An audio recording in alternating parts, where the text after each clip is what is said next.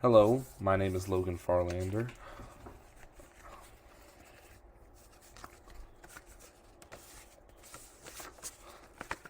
Hello, my name is Logan Farlander. According to the American Association of Women, women were paid 82% of what men were paid. And this gap won't close until 2093. Let me ask you, how many of you are women? Obviously, I can't see, but I'm going to guess it's quite a few. Now, how many of you are men? Guessing also quite a few. I know why this pertains to women, but men obviously ask themselves why it pertains to them and why it pertains to their thought process and why it should affect them. You have a mother or a girlfriend or a sister or daughter or cousin or any female relative, and this affects them. So it should obviously kind of challenge the way you think. Today, I am talking about the wage gap and the strides that are made and continuing it, and I'm talking about examples of this inequality today, and then why there is a wage gap. First off, here's a chart that I found that involves men and women working and wage increases since 1980. These are from the PEW research in 2017. In the first one, you can tell that 57% of women are working compared to the 51% in 1980 or the 33% in 1950. The men have obviously declined to 69% since 1950, which is closing that gap, and these factors are working together to close this gap.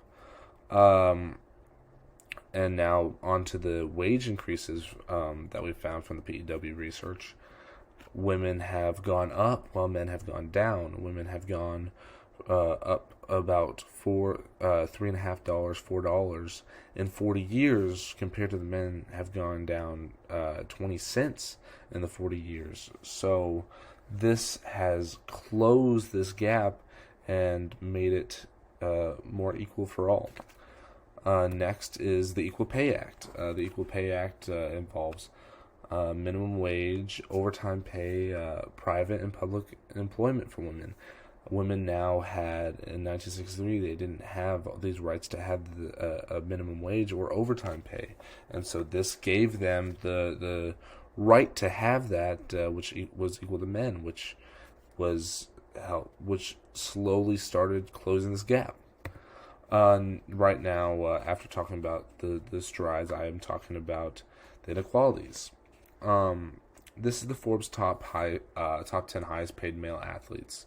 Lionel Messi, 127 million. Cristiano Ronaldo, 109 million.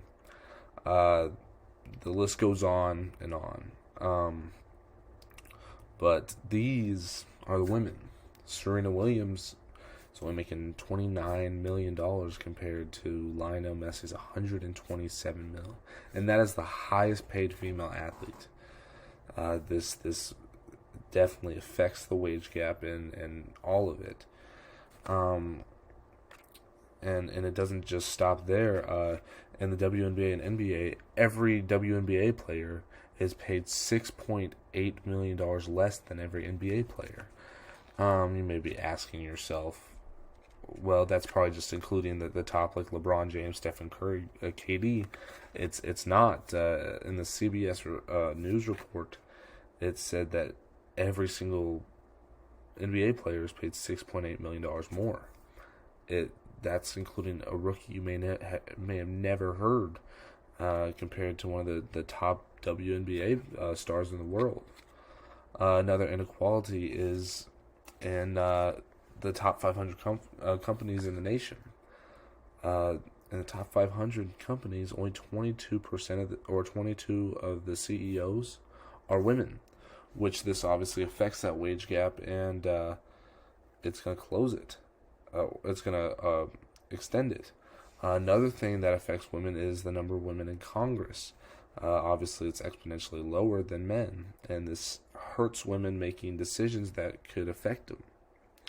Next, I'll be talking about two very well-known experts in their field. This is Mark J. Perry.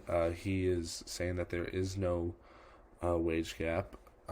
He is an economics expert and just has some things to say.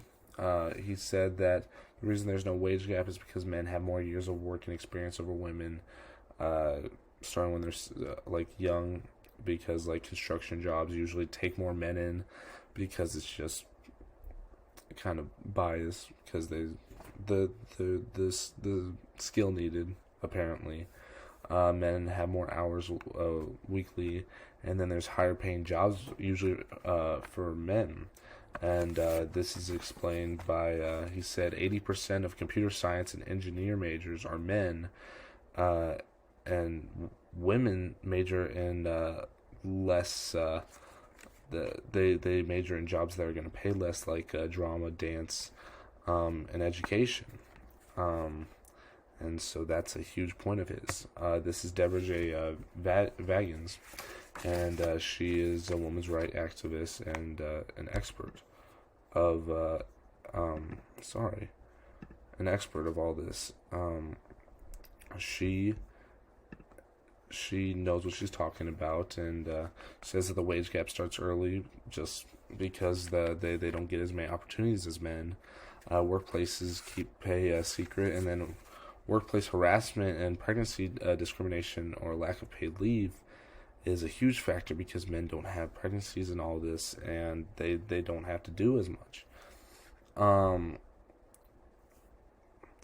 Yes, I found all this out from an article titled "The Gender Pay Gap," written in 2019 by Lisa Ropey. In conclusion, the wage gap is either real or not real, and I explained through strides made by women, inequalities for women today, and then two experts' point of views.